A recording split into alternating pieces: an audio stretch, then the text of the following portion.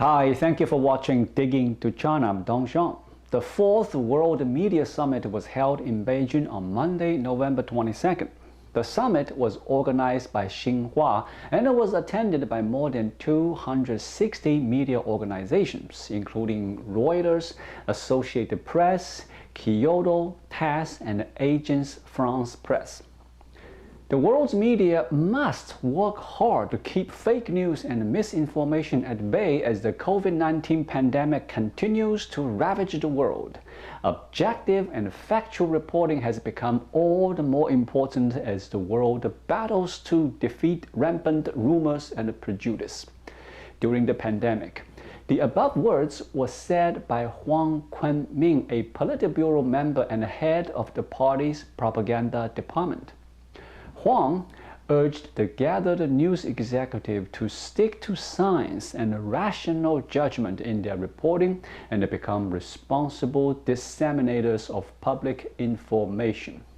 We should promote integrity and credibility, sincerity and mutual trust, seek common ground while respecting our differences, and focus on improving the well-being of people of all countries. Now let me repeat, these words were from the head of CCP's propaganda department, the chief source of COVID-19 disinformation. As a matter of fact, the fake news tweeting from China triggered Twitter to take 3 major state-backed networks pushing propaganda for China, Russia, and Turkey. The Chinese network was the largest, with 170,000 Twitter accounts.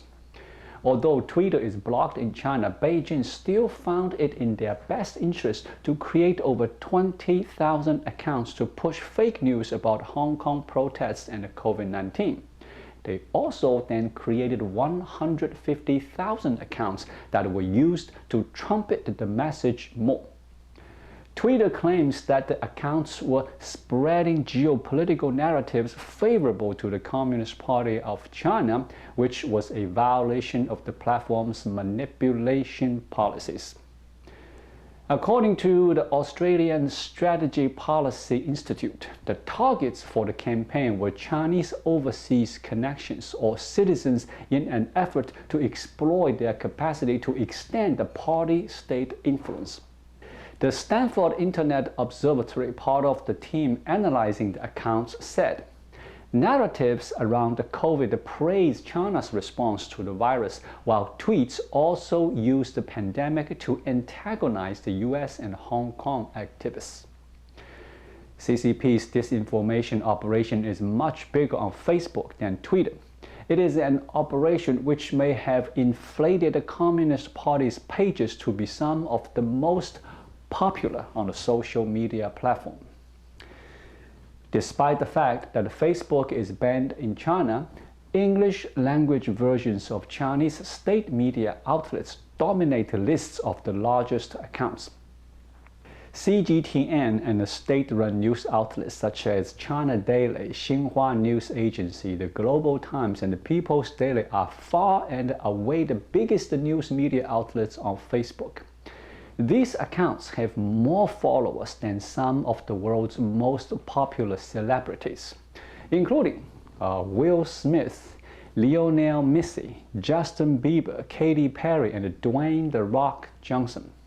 The outlets also totally overwhelm sports teams like Barcelona, Real Madrid, and Manchester United, and brands such as Coca-Cola, YouTube, and McDonald's. Experts said these astonishing numbers of followers are likely heavily inflated by mass mobilizations of bot accounts to boost the pages to try to give them more reach in the West. CGTN has published stories explaining why coronavirus is a US weapon. The Global Times has run pieces claiming the Pfizer jab may contain toxic substance, and the People's Daily tried to link 30 people dying in Norway to the jab.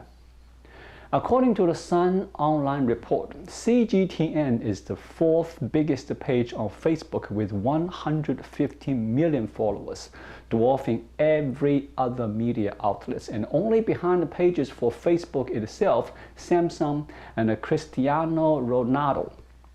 China Daily is close behind with 103 million, with Xinhua having 89 million, the People's Daily having 86 million, and the firebrand Global Times having 61 million. The only media outlet that comes close is National Geographic, which has 64 million followers.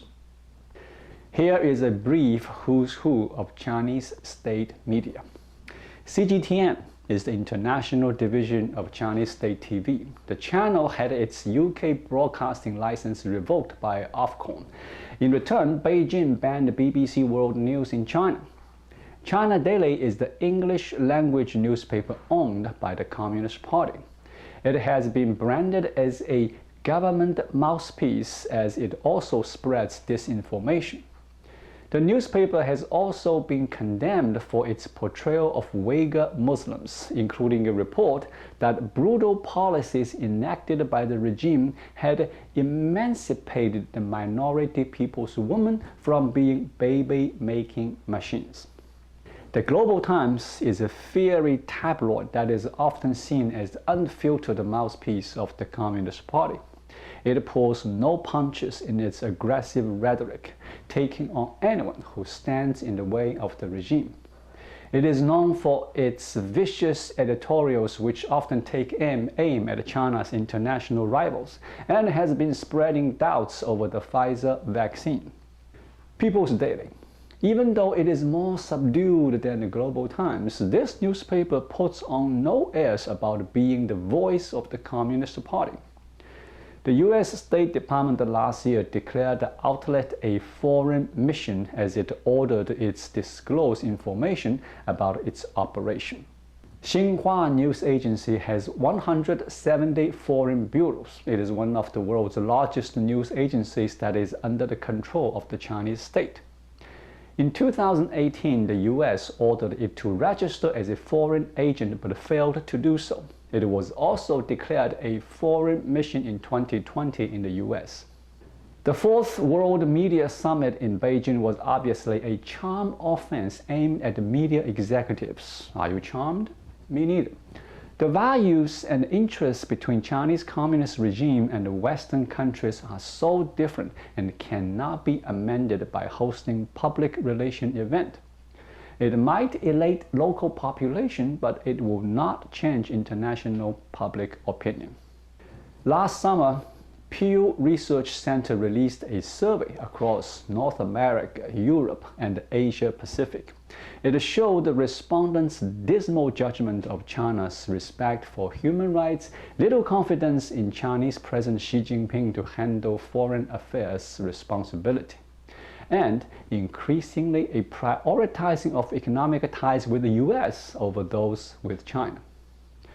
On Beijing's respect for personal freedoms, negative opinions reached record highs in 7 countries: Italy, South Korea, Greece, Canada, Australia, Britain, and the Netherlands. Having China's propaganda chief to admonish Western news executives to fight fake news and maintain integrity is a joke.